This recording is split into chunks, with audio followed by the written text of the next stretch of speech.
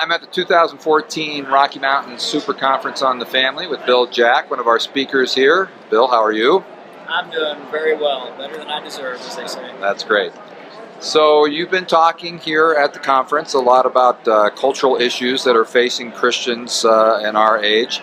And so I wanted to kind of pick your brain and get a little bit of a feeling from you about what you thought was the number one issue facing Christians today and how they can address that. Well, if you're going to pick my brain, that'll take about 2 minutes. I can tell you that the number one issue is the issue of secularism. And secularism is not neutral. Secularism is hostile to a biblical worldview. Most people would not be offended, many Christians would not be offended if they were called secular. But that is not the case in other cultures. Secularism is this belief that there may or may not be a God, but even if there is, he's irrelevant.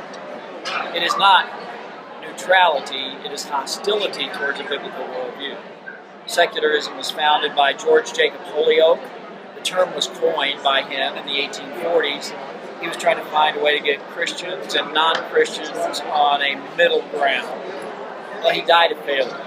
But if he were to come back to life today, he would discover he succeeded far beyond his wildest imaginations. We're all secularized.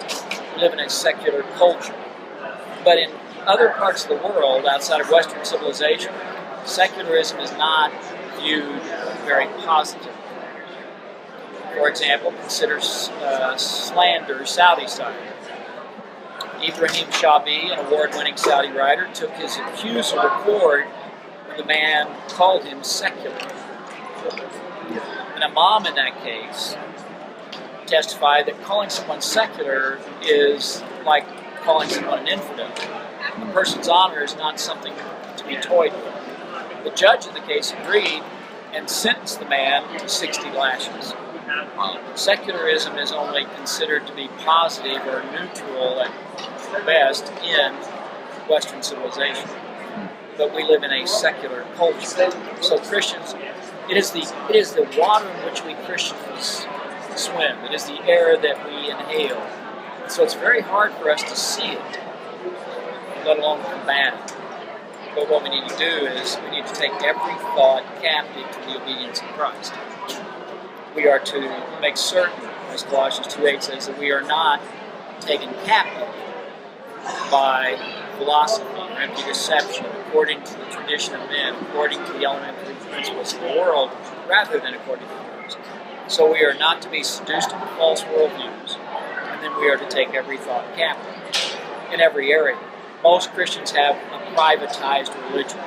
They love Jesus from their heart. They're trained to think secularly. And Jesus said we're to love God with all heart, soul, strength, and mind. Yeah. We tend to compartmentalize those. He wasn't saying 4 different things. He was saying the same thing 4 different ways. We're the ones who split those. So secularism is the issue. And that's why Worldview Academy exists. People can check us out at worldview.org. We do camps all across the country, mostly in the summertime. We have 2 fall camps. We have one here in Colorado, and it's going to be down in the Monument area. Love to have students join us. There's worldview.org. We train students in 3 areas: worldviews, evangelism, and apologetics, and servant leadership skills. It's not merely sit them in a classroom and pop their heads open and pour information in. We train them. Then we take them out on the college campus. We have them engage people in conversation. So it's a very practical application. And I would encourage Christian families to consider sending their student to Worldview Academy to be trained. They need to come to Worldview Academy before they hit their college or career path. It is essential. So you're doing some sort of a GAP program too as well, yes, right? We're also starting this year, very first time, our GAP Year program. It's going to be down in Kansas City, and it's a 2-semester program. Students will earn college credit, but it's for that year after high school when some students are going, I'm not sure what I want to major in, or I'm not sure where my career path is going.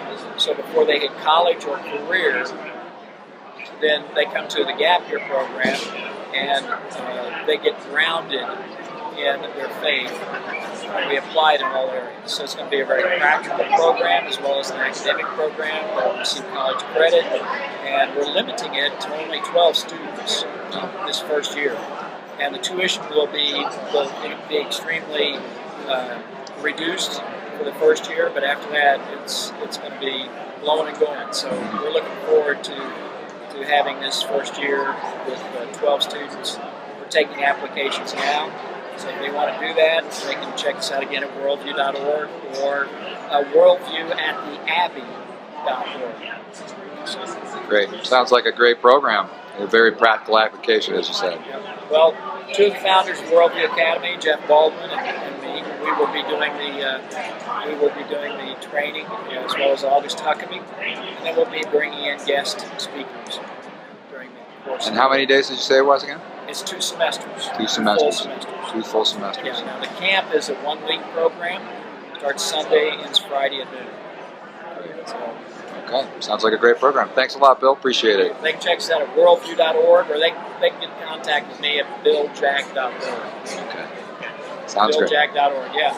That's my name in lights. All right. Thanks, Bill. Appreciate it.